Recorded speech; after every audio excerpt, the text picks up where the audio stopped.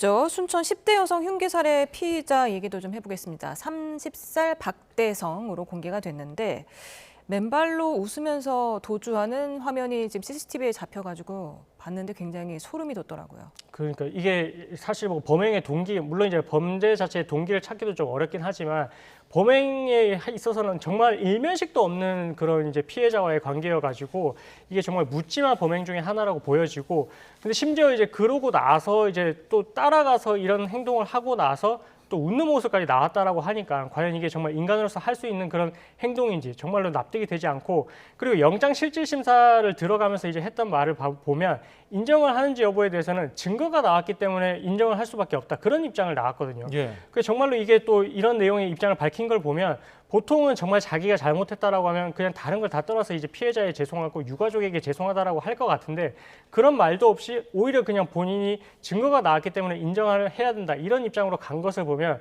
정말로 이거는 극악무도한 범죄였고 이게 반성을 하고 있는지 정말 의문이고, 그렇기 때문에 이게 신상이 공개되는 데 있어서도 그렇게 이제 그 결정까지 가는데 영향을 끼친 걸로 보여집니다. 근데 이게 신상이 공개되고 안 되고가 피고인의 심적으로 뭐 영향을 미칩니까? 어떻습니까?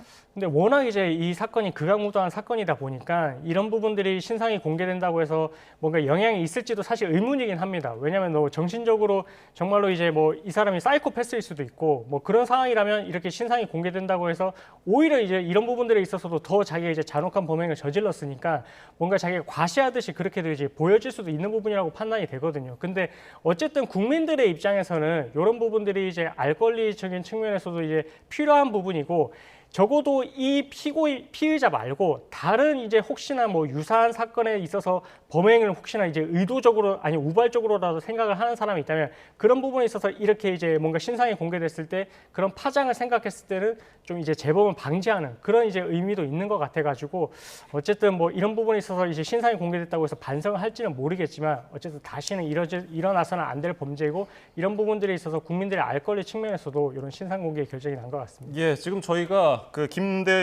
박대성의 30살 박대성의 사진을 입수해서 지금 보여드리고 있습니다. 이른바 머그샷이라고 불리는 사진인데요. 이 박대성 앞서도 얘기 나왔지만은 증거가 발견됐으니까 범행 인정한다, 이런 말이 어떤 의도가 있는 건지는 뭐 추후에 봐야겠지만은 또 술을 마셔서 기억이 나지 않는다고, 소주 4병을 마셔서 기억이 나지 않는다고 했거든요. 예. 최근에 법원 그 판결을 내리는 추세로 볼 때 이런 주치감형, 심신미약을 좀 잘 인정해 줍니까? 요즘은 주치감형을 인정을 해주는 분위기는 아닌 것 같습니다. 예. 예전에는 이제 뭐 그런 부분들에 있어서 심신미약을 인정을 해줬는데, 이제는 술을 먹고 이런 범행을 했다라는 부분이 오히려 진짜 술을 마셨기 때문에 이런 범행을 또 용이하게 했다라고도 보여질 여지가 있어가지고, 그런 주장은 사실은 이제 재판부에서 심신미약의 요소로 삼지는 않고 있고요. 예.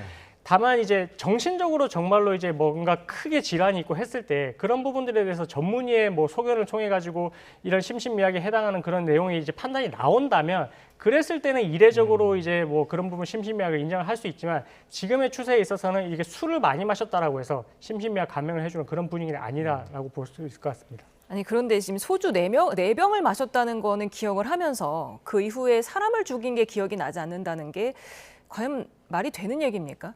그렇죠. 뭐 선택적으로 본인한테 이제 술을 많이 마셨다는 부분은 유리하게 쓰일 것 같으니까 이제 진술을 하고 있고, 그 이후의 행적에 대해서는 또 이제 기억이 안 나는 것처럼 하고 있는데, 이런 모습 또한 어떻게 보면은 본인이 이제 범행을 하기 전에 이런 내용들을 이야기를 했을 때 감형이 될 수도 있지 않나, 이렇게도 이제 생각을 하고 이런 행동을 했지 않았을까, 이런 부분도 또 이제 의심스러운 부분이어가지고 예. 정말로 이런 행동에 대해서 좀 뭐 만약에 이제 재판부에서 판단을 할 테지만 이런 재질의 안 좋은 부분에 있어서는 좀 이런 진술까지도 좀 고려를 해가지고 좀 엄중한 처벌이 필요할 것으로 보여집니다.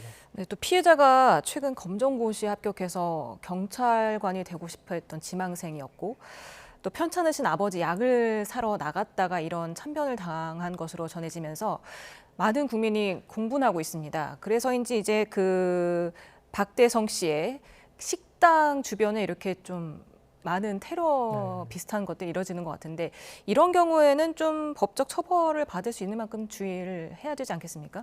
뭐 그렇죠. 이제 범죄자라고 해서 무작정 이제 또 우리가 이제 역으로 가해 행위를 하는 것은 또 안 되는 부분이긴 하거든요.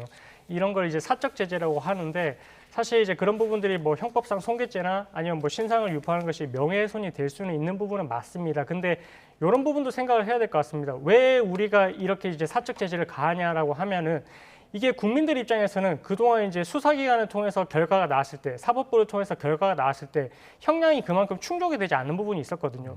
왜 이렇게 중대한 범죄를 저질렀는데 이것밖에 처벌이 안 돼? 이런 부분들이 많이 있다 보니까 이런 게 이제 국민들 입장에서는 의혹이 해소가 되지 않고 혹시나 뭐 다른 게 있어서 그런지 이렇게 이제 불만 사항이 있었던 것 같습니다. 그러다 보니까 이렇게 사적 제재로 나아간 것 같은데 이런 행동이 없어지려고 하면 국민들의 인식이 바뀌려고 하면 이 사법부가 됐든 수사기관이 됐든 이 잘못에 합당한 그런 벌을 받을 수 있는 그런 구조가 돼야만 이런 사적 제재도 없어질 것 같고요. 그래서 그런 부분들에 대해서는 좀 엄중한 판단을 통해서 좀 제고가 되는 그런 노력이 필요할 것 같습니다. 알겠습니다.